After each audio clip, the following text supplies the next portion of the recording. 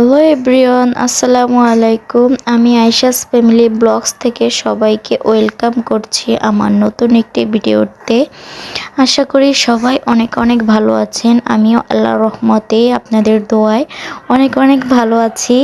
আজকে সারাদিনে কি করলাম, কি রান্না করলাম সেটাই আজকের ভিডিওতে শেয়ার করব।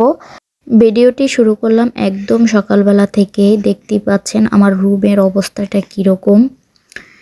যে ঘরে বাচ্চা আছে সে ঘরে অবশ্যই এরকম তো থাকবে, এটাই স্বাভাবিক। তো রুমটাকে ভালোভাবে গুছিয়ে নিলাম। রুমটাকে গুছানোর পরে রুমটা গুছানো শেষ, এখন চলে যাব রান্নাঘরে।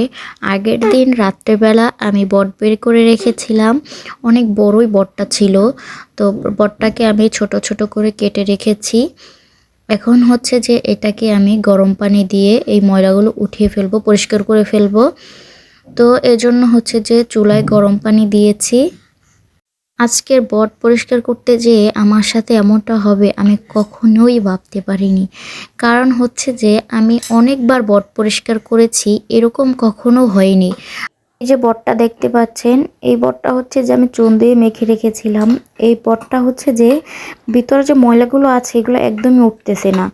আর এই যে সাইডে যে দুইটা দেখতে পাচ্ছেন, এগুলো হচ্ছে যে আমি গরম পানি ছাড়াই পরিষ্কার করেছি, তাই এগুলো হচ্ছে যে তাড়াতাড়ি পরিষ্কার করা হয়ে গিয়েছে।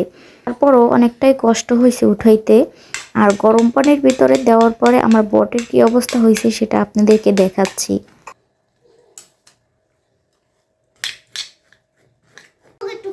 যে বটটা দেখতে পাচ্ছেন, এই বটটা হচ্ছে যে আমি গরম পানির ভিতরে দিয়েছি, কিন্তু এটা অনেকবার ডলতেছি কিন্তু উঠতেছে না। তারপর আমি কি করব বুঝতেছিলাম না। পরে হচ্ছে যে আমি বাহির থেকে চুন কিনে নিয়ে আসছি, সেই চুন মেখে তারপর উঠাচ্ছি। আমি কখনোই চুন দিয়ে বট পরিষ্কার করিনি, এটা একদমই স্বাদ লাগে না। তারপর হচ্ছে যে এই যে দেখতেই পাচ্ছেন আমি চুন দিয়ে পরিষ্কার করছি। এদিকে হচ্ছে যে আমার শাশুড়ি দেখাই দিচ্ছে যে কিভাবে করতে হবে। আর এই সাইডে হচ্ছে যে বেসিনের ভিতরে আমি চুন দিয়ে মেখে রেখেছি, একটু হালকা নরম হয়েছে, তাও অনেক কষ্ট হয়েছে উঠাইতে।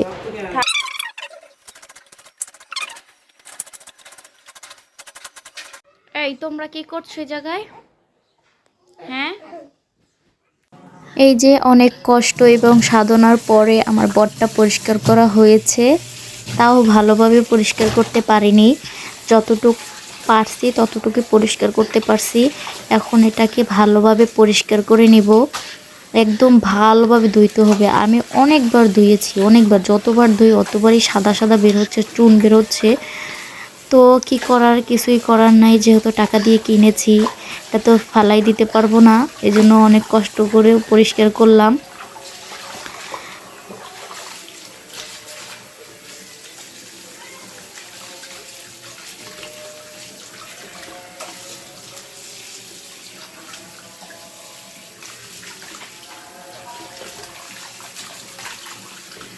এই তো আমি ভালোভাবে ধুয়ে নিয়েছি। এবার এটাকে 3-4 বার করে সেদ্ধ করে নিব। যতবার সেদ্ধ করব অতবারই ময়লা বের হবে। তো এটা আর কি আপনাদেরকে দেখাইলাম না আমি যে সেদ্ধ করব। আজকে আর এটাকে রান্না করব না। এটাকে পরিষ্কার করতে করতে আমার একদম 3টা-4টা বেজে গেছে। তো এটাকে আমি গরম পানি দিয়ে ভালোভাবে ধুয়ে টুয়ে এটাকে আর কি কুটে তারপর রেখে দিব। পরের দিন সকালবেলা আমি এটাকে রান্না করব। যে আমি রান্না বসিয়ে দিয়েছি, আমি আপনাদেরকে রান্নার রেসিপিটা দেখাতে পারলাম না। যদি আপনাদের লাগে অবশ্যই জানিয়ে দিয়ে যাবেন, আমি আপনাদেরকে রেসিপিটা দিয়ে দিব। আমি হচ্ছে যে আমার কাছে এত সময় নাই দেখে আমি প্রেসার কুকারে দিয়ে তারপর হচ্ছে যে একটু ভাজা ভাজা করে নিচ্ছি। তো এই জায়গায় হচ্ছে ভাজা ভাজা করার পরে আমার এটা রান্না করাও শেষের পর্যায়ে আর ভিডিওটা করে রেখেছিলাম। এদিকে হচ্ছে যে আমি বাপের কাছে ছেলেকে রেখে গিয়েছি, কিন্তু ছেলেকে রেখে বাপি কি করছে সেটাই আপনাদেরকে দেখাচ্ছি। তাকে আমি দিয়েছি নাস্তা খেতে, আর সে এ জায়গায় বসে কি করছে দেখেন। আমার ছেলেকে এক পাশে রেখে আর সে ওদিকে বসে বসে মোটু আর পাতলু দেখছে। দেখেন আমার ছেলের বয়সে সে এই জায়গায় বসে বসে মোটু আর পাতলু দেখে, এটা কি হয় বলেন আপনারা?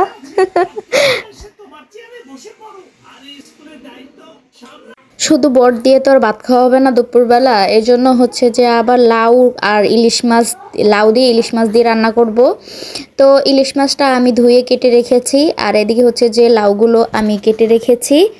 এখন হচ্ছে যে এই ইলিশ মাছের ভিতরে হলুদ মরিচ দিয়ে মেখে নিব, মেখে তারপরে এটাকে ভাজবো, একটা একটা করে ভেজে নিব।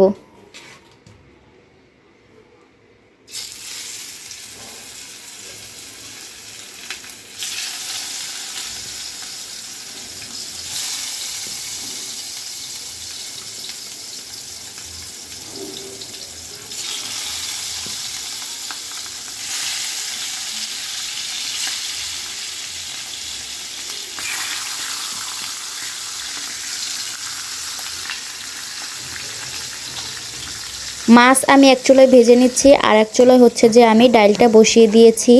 আমাদের বাসায় আবার ডাল ছাড়া কেউ ভাত খেতে পারে না, এই জন্য হচ্ছে যে ডাল লাগবেই আমাদের বাসায়। ইলিশ মাছটা ভাজা শেষ, এখন আমি বসিয়ে দিব লাউ। ওর ভিতরে আমি এমনিতে কিছু দিব না, কাঁচামরিচ বেশি করে দিয়েছি, পেঁয়াজটা ভেজে নিব, সামান্য একটু হলুদ দিয়ে তারপরে লাউটাকে কষিয়ে নিব। আমি আর এটার ভিতর আর কিছুই দিব না। ইলিশ মাছ আমি পুরোটা দিব না, এই জন্য হচ্ছে যে ওই সাইডের চুলাটায় আমি ইলিশ মাছ ভুনা করে নিব, 4 পিস ইলিশ মাছ ভুনা করব, আর এই সাইডে হচ্ছে যে আমি লাউ কষিয়ে নিব।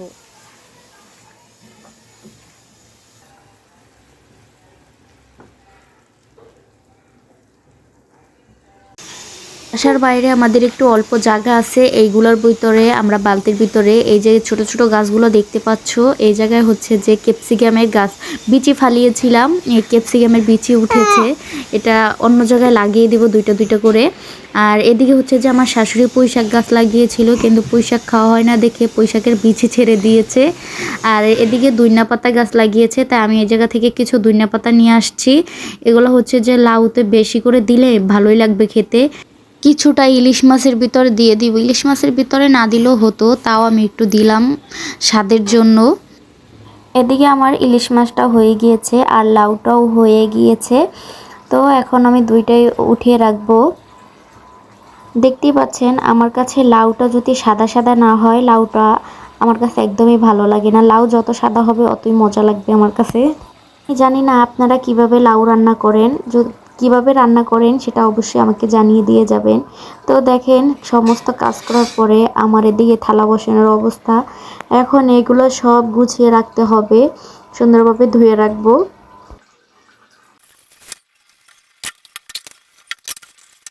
ভিডিওটা আর বেশি বড় করব না, এই ছিল আমার আজকের ভিডিওটি কেমন লাগছে অবশ্যই কমেন্ট করে জানিয়ে দিয়ে যাবেন। আল্লাহ হাফেজ।